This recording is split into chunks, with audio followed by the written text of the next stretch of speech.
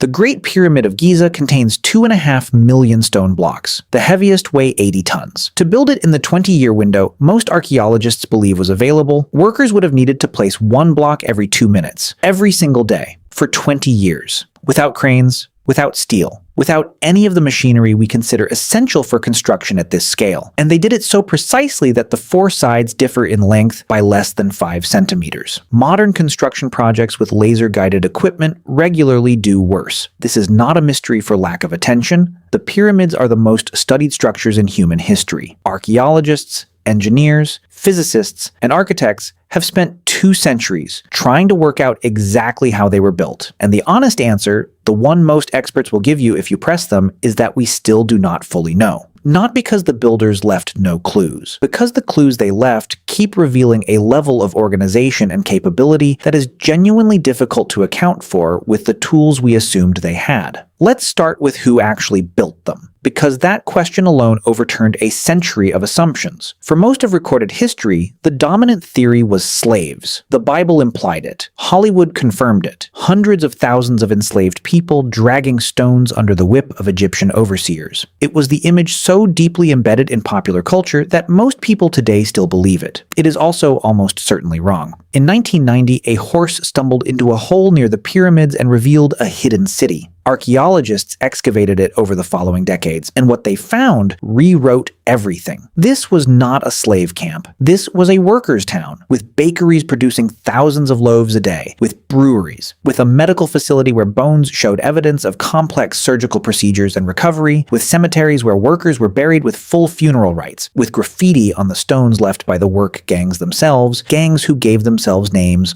like Friends of Khufu and Drunkards of Menkaure. These were not enslaved people. These were skilled workers, organized into rotating crews of around 10,000 at any given time, fed, housed, and cared for by a state infrastructure of extraordinary scale and sophistication. But knowing who built the pyramids does not tell you how they moved the stones, and the how is where it gets genuinely difficult. The limestone blocks that make up most of the pyramid came from a quarry about half a mile away. That part is manageable, but the granite used for the internal chambers came from Aswan, 800 kilometers south. Blocks weighing between 25 and 80 tons were somehow transported the length of Egypt and then lifted to heights of up to 60 meters above the ground. The Nile was almost certainly part of the answer for the transport. Boats capable of carrying extraordinary weights have been found in the archaeological record, but the last stage of transport, from the river to the plateau and then up the structure itself, has no obvious solution that everyone agrees on. The most widely accepted theory for getting blocks up the pyramid is the ramp. Build an earthen ramp, drag the blocks up it on wooden sledges, and raise the ramp as the pyramid grows. It works in principle. There is even a famous painting from a tomb at Deir el-Bersha showing men dragging a massive statue on a sledge, while a figure at the front pours liquid under the runners, reducing friction. Experiments have confirmed that wet sand or mud under a wooden sledge can reduce the force needed to drag heavy objects by as much as 50%. So the basic mechanism is not in dispute. The problem is the ramp itself. To build a ramp steep enough to reach the upper levels of the Great Pyramid, the ramp would need to be so long that it would require more material to construct than the pyramid itself. Some estimates suggest the ramp would have needed to be nearly a mile long. That is not a ramp.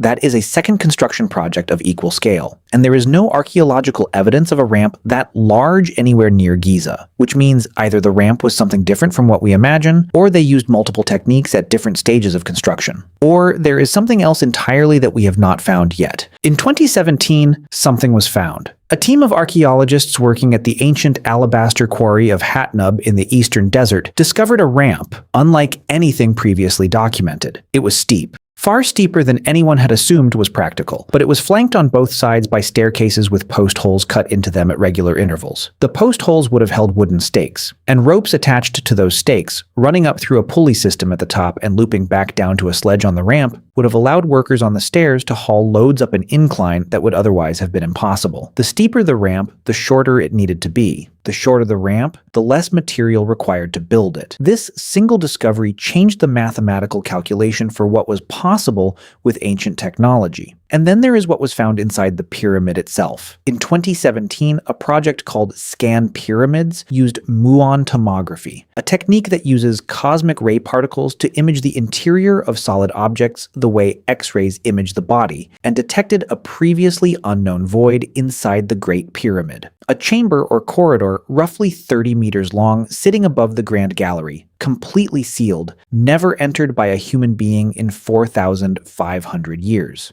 We do not know what is in it. We do not know what it was for. But its existence confirms that the internal architecture of the pyramid is more complex than we understood, which means the construction process was more complex than we understood. Here is what the evidence actually supports when you put it all together. The pyramids were not built by a single brilliant technique that solved every problem at once. They were built by a civilization that had spent generations developing, testing, and refining a system. The Old Kingdom of ancient Egypt was not a primitive society that somehow stumbled into building the largest structures on Earth. It was a highly organized state with a sophisticated bureaucracy, a professional class of engineers and architects, a supply chain capable of feeding and housing tens of thousands of workers in the desert, and several centuries of accumulated knowledge about stone, water, wood, rope, and human coordination. The pyramids did not appear from nowhere. They were the product of a society that had been building progressively larger and more ambitious structures for over a century before Khufu commissioned the Great Pyramid. Each one was a lesson. Each failure taught the engineers something the next project applied. The bent pyramid at Dashur is the most visible proof of this. Partway through construction, the angle of the sides was suddenly changed from 52 degrees to 43 degrees. The structure bends noticeably. Archaeologists believe the builders realized mid-construction that the original angle was too steep and the internal structure was at risk of collapse. They corrected course, they adapted. They were problem-solving in real time on a structure that was already half-built. What ancient humans built was not a miracle. It was not aliens. It was not a lost civilization with technology we cannot account for. It was something in some ways more remarkable than any of those explanations. It was the result of human beings pushing the absolute boundary of what was possible with the materials and knowledge they had, organizing at a scale that most modern institutions would struggle to match, solving engineering problems that took us centuries to rederive after the knowledge was lost, and doing it with a precision that still,